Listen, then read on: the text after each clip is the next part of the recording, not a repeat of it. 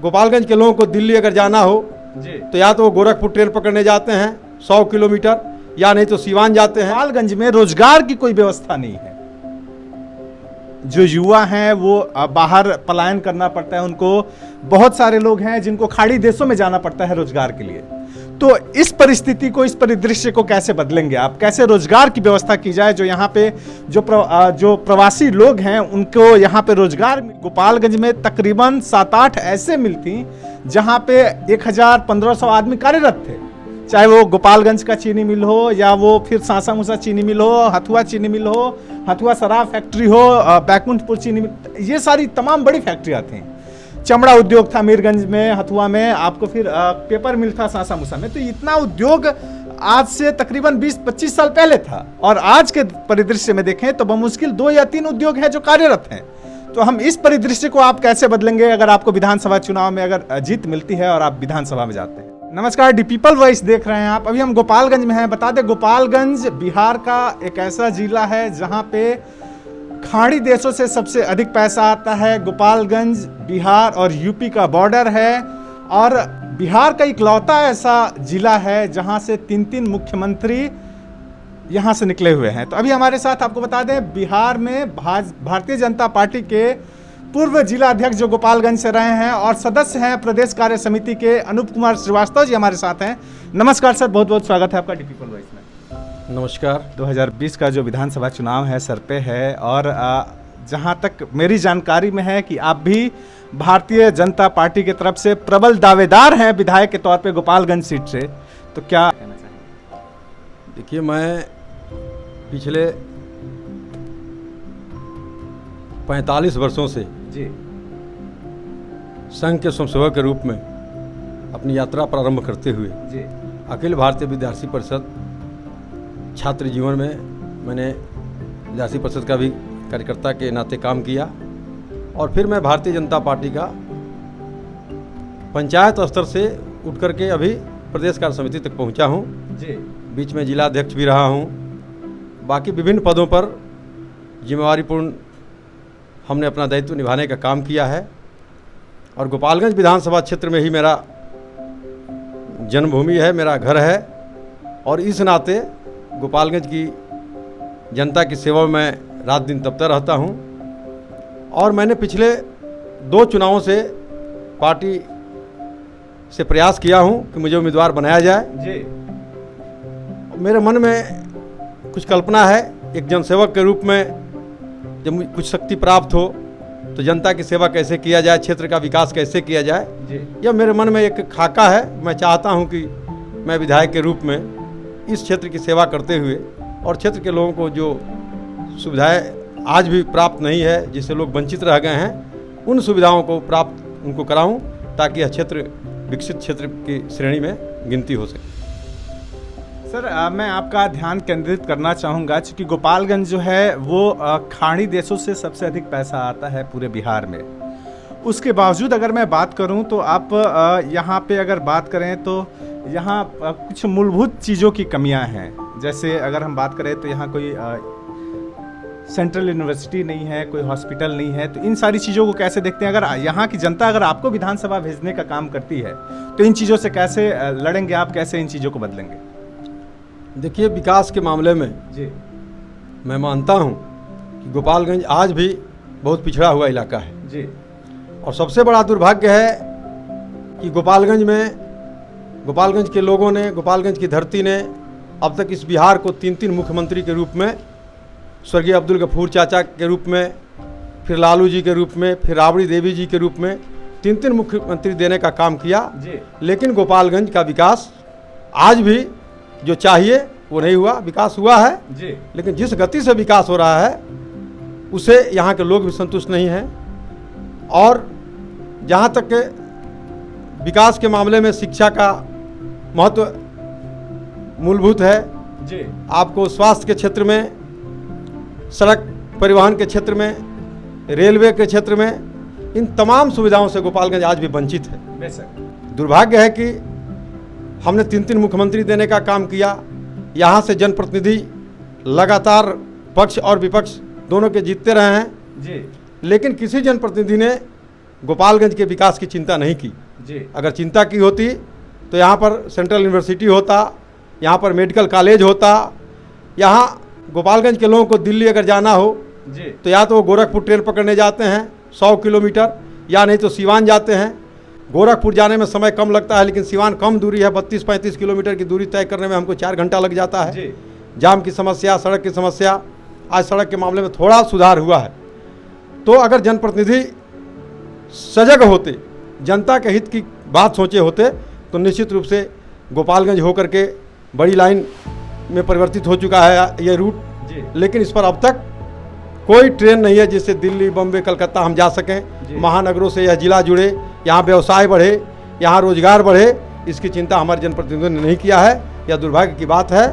मैं चाहता हूँ कि एक जनप्रतिनिधि के नाते अगर मुझे मौका मिला तो इन तमाम क्षेत्रों में यहाँ सेंट्रल यूनिवर्सिटी कैसे स्थापित हो, यहाँ मेडिकल कॉलेज कैसे स्थापित हो, यहाँ पर रेलवे दिल्ली, लखनऊ, बम्बे, कलकत्ता, मद्रास के लिए इस रूट पर चले, यहाँ के लोगों को दूर नहीं जाना पड़े। यहाँ थावे जंक्शन है, वहाँ से ट्रेन मिले, कुचायकोट से मिले, जलालपुर से मिले, इन तमाम गोपालगंज से मिले, इन तमाम जगहों पर ये रेलवे स्टेशन हमारा है, बड़ी लाइन में तब्दील हो चुका है लाइन। और इसके बाद भी जनप्रतिनिधियों की कमी के कारण, सरकार का ध्यान आकृष्ट नहीं करा पाने के कारण आज भी हम रेलवे के इस सुविधा से वंचित हैं। हमारा प्रयास होगा कि यदि जनप्रतिनिधि के रूप में मुझे काम करने का मौका मिला तो ये सारी सुविधाएं गोपालगंज में उपलब्ध हो, इसके लिए मैं संघर्ष करूंगा। और मैं शुरू से संघर्षशील रहा भी हूं। मैं लगातार पार्टी का काम करता हूं। पार्टी के नेतृत्व में जो भी कार्यक्रम चलाए जाते हैं, सभी कार्यक्रम को सजगता के साथ करता हूं। और क्षेत्र की जनता से लेकर के पार्टी नेतृत्व तक जानते हैं कि मैं एक सजग कार्यकर्ता हूं और सजग काम करता हूं। इस नाते मुझे विश्वास है कि अगर जनता यहाँ पर मुझे विश्वास जताई हमारे ऊपर और हमें विधानसभा में भेजने का अगर मौका दी, तो निश्चित रूप से गोपालगंज का विकास करके दिखाऊंगा, जो अब तक किसी ने सोचा नहीं। और बिहार में तकरीबन 50% जो आबादी है युवाओं की है। और आज अगर हम बात करें तो बिहार में और खास तौर से गोपालगंज में रोजगार की कोई व्यवस्था नहीं है। जो युवा हैं वो बाहर पलायन करना पड़ता है उनको। बहुत सारे लोग हैं जिनको खाड़ी देशों में जाना पड़ता है रोजगार के लिए। तो इस परिस्थिति को, इस परिदृश्य को कैसे बदलेंगे आप? कैसे रोजगार की व्यवस्था की जाए, जो यहाँ पे जो प्रवासी लोग हैं उनको यहाँ पे रोजगार मिले, वो अपने घर पे रह के काम करें। क्योंकि अगर हम गोपालगंज के अतीत की बात करें तो आपको याद होगा कि गोपालगंज में तकरीबन 7-8 ऐसे मिल थी जहाँ पे 1000-1500 आदमी कार्यरत थे। चाहे वो गोपालगंज का चीनी मिल हो, या वो फिर सासा मूसा चीनी मिल हो, हथुआ चीनी मिल हो, हथुआ शराब फैक्ट्री हो, बैकुंठपुर चीनी मिल, ये सारी तमाम बड़ी फैक्ट्रियाँ थीं। चमड़ा उद्योग था मीरगंज में, हथुआ में, आपको फिर पेपर मिल था सासा मूसा में। तो इतना उद्योग आज से तकरीबन 20-25 साल पहले था। और आज के परिदृश्य में देखें तो बमुश्किल 2 या 3 उद्योग हैं जो कार्यरत हैं। तो हम इस परिदृश्य को आप कैसे बदलेंगे अगर आपको विधानसभा चुनाव में अगर जीत मिलती है और आप विधानसभा में जाते हैं? देखिए, गोपालगंज में 4 शुगर फैक्ट्री थी जी। और लालू जी के राज्य में जो सबसे बड़ा हमारा हथुआ शुगर फैक्ट्री था जी। वो बंद हो गया। और उसके बाद धीरे धीरे बाकी जो स्थिति है मिल की वो भी दयनीय है जी। शराब फैक्ट्री मीरगंज का बंद हो गया। सासा मूसा का कागज़ कूट का जो फैक्ट्री था वो बंद हो गया। और गोपालगंज में अब सासा मूसा शुगर फैक्ट्री है वो भी अब बंद होने के कगार पर है जी। कभी भी बंद हो सकता है। पिछले साल ही लगा कि बंद हो जाएगा, लेकिन किसी तरह से चल गया। और हमारे बिहार के राजनेताओं को उद्योग और युवाओं से कोई प्रेम नहीं जी। इसमें आपकी भी पार्टी के लोग? मैं भारतीय जनता पार्टी के कार्यकर्ता के नाते सत्य बात बोलने से नहीं डरूंगा। हमारी सरकार है और हम जिस नीतीश कुमार के नेतृत्व में काम करते हैं, नीतीश कुमार के नेतृत्व में भी विकास के बारे में और उद्योग के बारे में कोई चर्चा नहीं हुई, ना उन्होंने प्रयास किया। बिहार आपने कहा युवाओं का प्रदेश है, बिल्कुल मैं आपके प्रश्न से सहमत हूँ। अभी ईश्वरीय प्रकोप जो कोरोना का महासंकट चल रहा है बिहार में, पूरे विश्व में, लेकिन बिहारी मजदूरी करने के लिए जो बिहार से अन्य प्रदेशों में, खाड़ी देशों में जो लोग गए थे इस कोरोना के महामारी में, तो सब लोग वापस बिहार आ गए हैं जी और बिहार आने में उनकी जो दुर्दशा हुई, बाद में सरकार ने थोड़ा संज्ञान लिया और संज्ञान लेने का नतीजा हुआ कि उनको कुछ सुविधा उपलब्ध कराया गया और वो तमाम जुआ, मुझे तो लगता था कि 50%, लेकिन मैं दावे के साथ कहता हूं कि 80% बिहारी नौजवान काम के रोजगार के चक्कर में प्रदेश के बाहर थे और जो रोजी रोटी कमा रहे थे और उनके पैसे से परिवार भी चलता था जी लेकिन इस कोरोना के संकट ने सारे रोजगार को ध्वस्त कर दिया। सब लोग वापस आ गए हैं। लगभग 22 लाख बिहारी मजदूर,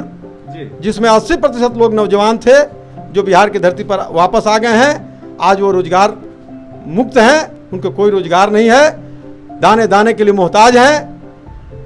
हमारे प्रधानमंत्री नरेंद्र भाई मोदी ने जो व्यवस्था किया है 5 केजी गेहूं चावल देने का, जी कुछ नगद राशि का भुगतान किया है, लेकिन उससे क्या फर्क पड़ता है? वो तो सिर्फ सहायता है, सहयोग है, उससे जीवन यापन नहीं हो सकता है। जी बेशक। और मैंने खास करके जो प्रवासी मजदूर युवा वर्ग के लोग आए हैं, मैं इस कोरोना के संकट में जब निकला लोगों की सेवा में तो नौजवान मिले। मैंने उनसे पूछा कि आप वहाँ क्या करते थे।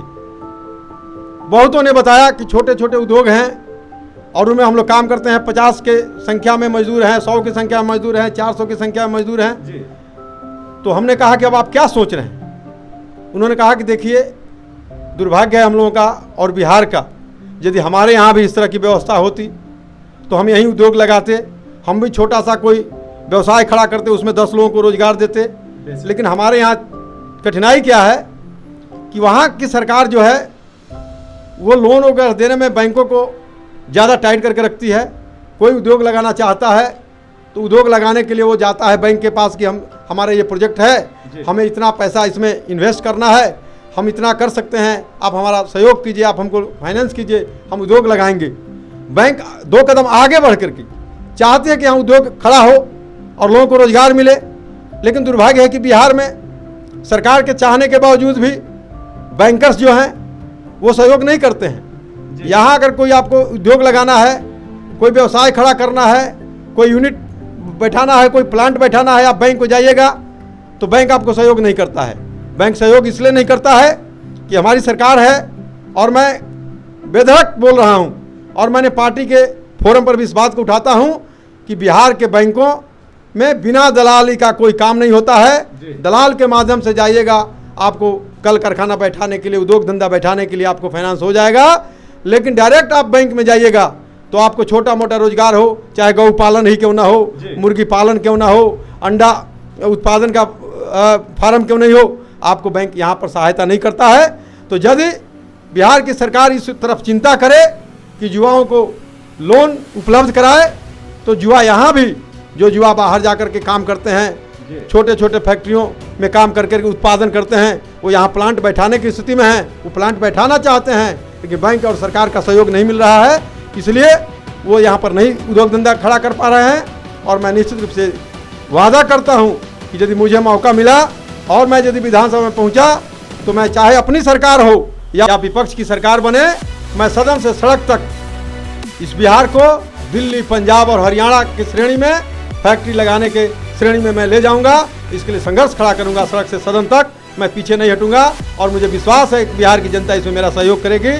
और गोपालगंज के विकास की जहाँ तक बात है, थावे में जो माँ भवानी का मंदिर है, यहाँ पर्यटन के रूप में अगर इसको विकसित किया गया होता, पर्यटन के रूप में इसको किया गया है, या पर्यटन स्थल बन गया है, लेकिन जिस तरह इसका विकास होना चाहिए पर्यटन स्थल के रूप में, वो नहीं हुआ है। अगर पर्यटन के रूप में इसका विकास होता है तो यहाँ पर्यटन के माध्यम से भी हजारों लोगों को रोजगार मिल सकता है और हजारों नौजवान यहाँ पर रोजी रोटी कमा सकते हैं। और मैं यह प्रयास करूँगा कि थावे को भी यह दर्जा दिलाऊँ और थावे में अधिक से अधिक विकसित पर्यटन के क्षेत्र में थावे मंदिर का हो, मैं इसके लिए भी प्रयास करूँगा और संघर्ष करूँगा।